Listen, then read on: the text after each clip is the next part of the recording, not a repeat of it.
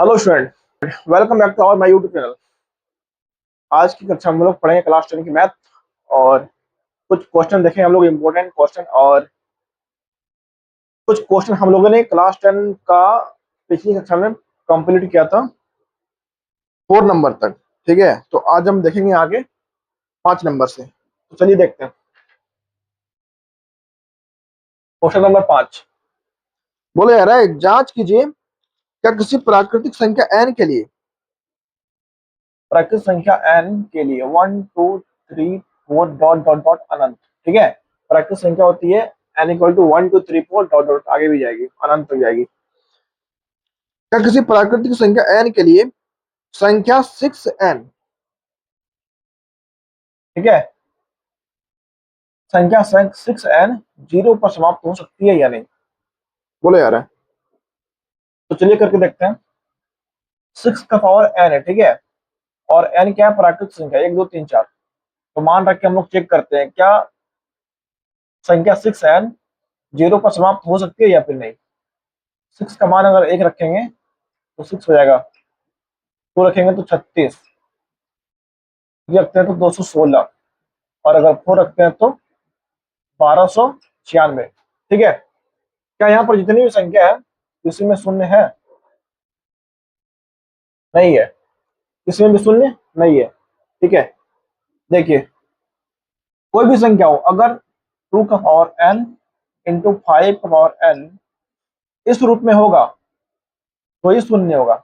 जैसे कि देखिए, 2 का पावर अगर 1 रखते हैं और 5 का पावर अगर 1 रखते हैं तो 2 पंचे 10, शून्य आ गई।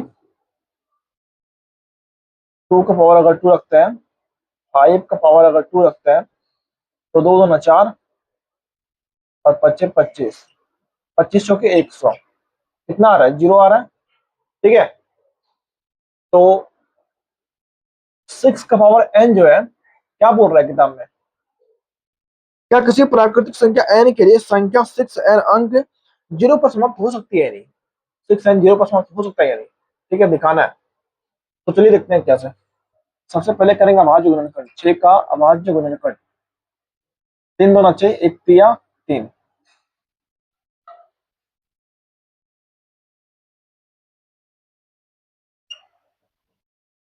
6 का अभाज्य गुणनखंड 2 गुना 3। ठीक है, चूंकि संख्या का गुणनखंड 2 का पावर n पॉइंट मल्टीप्लाई 5 का पावर n का रूप नहीं है। ठीक है, तो क्या हो जाएगा? 6n कभी भी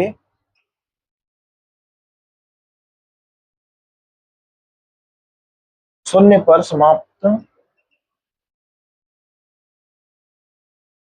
नहीं हो सकती है। आंसर। ठीक है, संख्या संख्या का जो गुणनखंड है 2 का पावर n 5 का पावर n का रूप का नहीं है। ठीक है, तो क्या है? 2 का पावर n एंड 3 का पावर n का रूप का है। क्योंकि संख्या का जो संख्या 6n है वो जीरो पर समाप्त नहीं होगी जब तक इस फॉर्म में नहीं होगी। जब तक इस फॉर्म में नहीं होगी तब तक संख्या शून्य पर समाप्त नहीं होगी। ठीक है, इतना ही है और इसमें कुछ करना नहीं है। देखिए, आपको अगर समझ में आए तो ठीक है, नहीं तो आप पूछ सकते हैं, कमेंट करें। और एक चीज और, मैं बोलने हमेशा भूल जाता हूँ, ये वीडियो और ये पढ़ाई, ठीक है, अगर आपको हेल्पफुल हेल्प अगर आपको लगता है कि कुछ यहाँ से बेहतर कुछ सीखने को मिलती है, ठीक है, तो इस वीडियो को आप अपने दोस्तों तक शेयर कीजिए। दोस्त को शेयर कीजिए और उनको भी थोड़ा मतलब बताइए कि मतलब कैसा पढ़ाई कैसा पढ़ाई यहाँ पर कैसी पढ़ाई यहाँ पर होती है। ठीक है, आप वीडियो देख रहे हैं तो आपको तो समझ में आ ही रही कैसा वीडियो कैसा पढ़ाई हो रहा है। बता दें?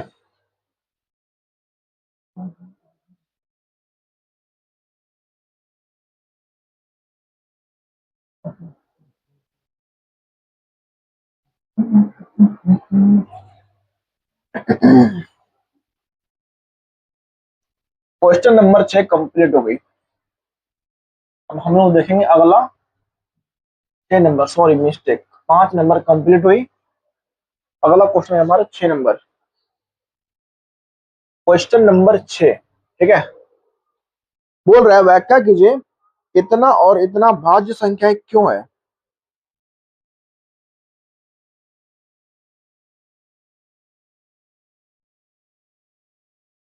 पहला, दूसरा। सबसे पहला 7 गुना 11 गुना 13 प्लस का 13। यहाँ पर मल्टीप्लाई, यहाँ पर मल्टीप्लाई, यहाँ पर प्लस है। इधर 13, इधर 13, तो एक 13 बाहर निकाल लेंगे। 7 गुना 11 प्लस का 1, ठीक है। 13, 7 13 77, 77 प्लस का 1, 13 गुना 78 78। किसी भी संख्या में अगर एक से गुना करेंगे, ठीक है, कोई प्रभाव नहीं पड़ता है। संख्या पर कोई प्रभाव नहीं पड़ता है। देखिए कितना गुणनखंड है, एक गुणनखंड, दो गुणनखंड, तीन गुणनखंड। अभी 78 को और तोड़ेंगे तो और जाएगा। 39 गुना 78, 13 तिया 39, ठीक है। तो और यहाँ पर 3 और निकल गया। किसी भी संख्या का, जैसे कि 4, 4 1 से कटेगा, 2 से कटेगा, 4 से भी कटेगा। किसी भी संख्या का अगर 2 से अधिक गुणनखंड है, तीसरा गुणनखंड, ठीक है, पहला गुणनखंड, दूसरा गुणनखंड, तीसरा गुणनखंड, किसी भी संख्या का 2 से अधिक गुणनखंड है तो क्या होती है, संख्या भाज्य होती है, ठीक है। और जैसे कि 5 है, 1 से कटेगा, 5 से कटेगा। तो किसी भी संख्या का जब दो ही गुणनखंड होता है तो क्या, तो वो कैसी संख्या होती है, अभाज्य संख्या होती है, ठीक है। तो ये क्या हो जाएगी, ये, क्योंकि संख्या का 2 से अधिक गुणनखंड है, इसीलिए संख्या भाज्य है, इसीलिए संख्या भाज्य है, ठीक है। तो हम लोग देखेंगे आगे।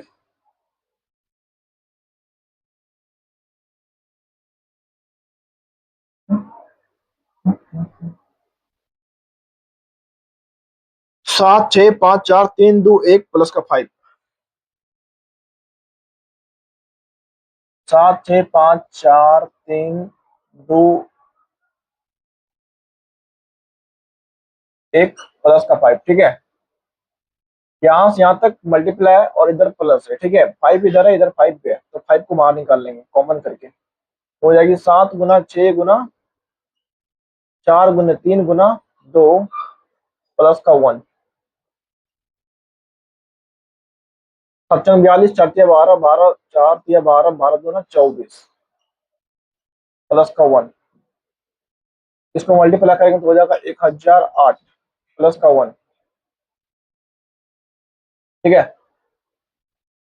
5 गुना 1009। किसी भी संख्या में अगर एक से गुना करेंगे तो क्या होगा, संख्या पर कोई भी प्रभाव नहीं पड़ेगी। तो यहाँ पर संख्या का एक गुणनखंड, दो गुणनखंड, तीन गुणनखंड, और अगर इसको तोड़ते हैं तो अभी और गुणनखंड देखने को मिलेगा। तो यहाँ पर क्या हो जाएगी, चूंकि संख्या का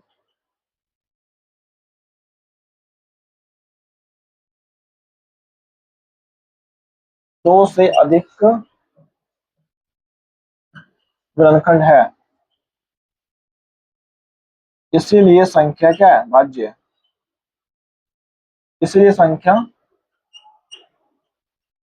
भाज्य है, आंसर, ठीक है। 6 नंबर भी कंप्लीट हो गई। और आपको कोई दिक्कत तो आप पूछें, मिटा दे।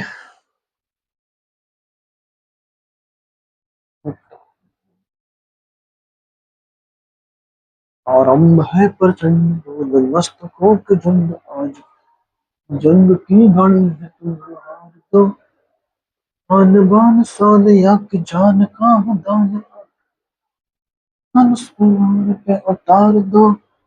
आरंभ है प्रचंड,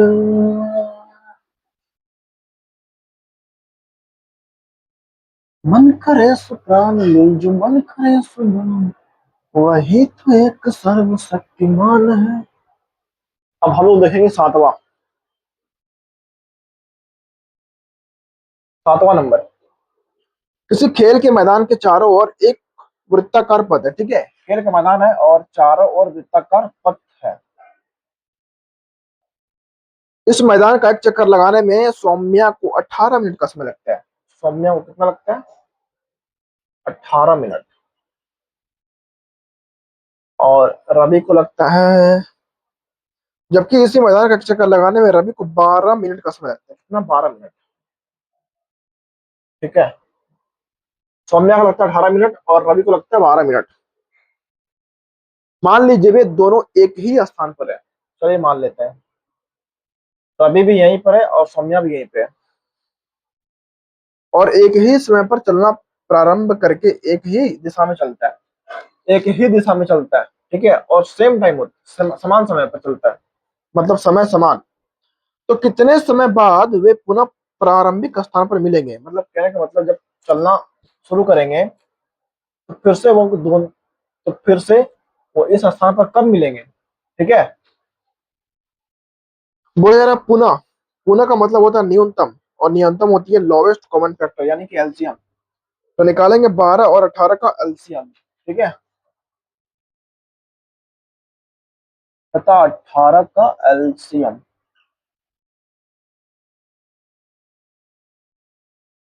तीन दुना 12, तीन दुना 6, एक तिया 3। 18 का एलसीएम 9 दूना 18, तीन तिया 9, एक तिया 3।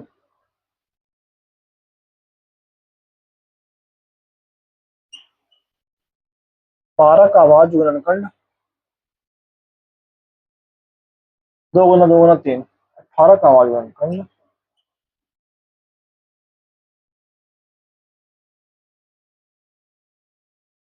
दो गुना 3 गुना 3। सबसे पहले कॉमन चेक करें, कॉमन ये है, कॉमन ये है, कॉमन ये है, कॉमन ये है, ठीक है। एलसीएम 2 गुना 3 गुना, अब कौन कौन छूट गया? तो ये छूट गया और ये छूट गया, 2 गुना 3, 2 दुना 4, तीन तिया 9, 9 चौके 36। कितना मिनट के बाद दोनों समान स्थान पर मिलेंगे? तो 36 मिनट के बाद दोनों समान स्थान पर, मतलब जब चलना शुरू करेंगे तो दोबारा दोनों समान स्थान पर 36 मिनट के बाद मिलेंगे, ठीक है। आंसर सातवां नंबर भी कंप्लीट, यानी कि क्लास 10 का मैथ में चैप्टर 1.1 जो है वो आज कंप्लीट हो गई, ठीक है। तो आप इसको देखिए, समझिए, और अगर समझ में नहीं आता तो आप पूछिए, ठीक है। और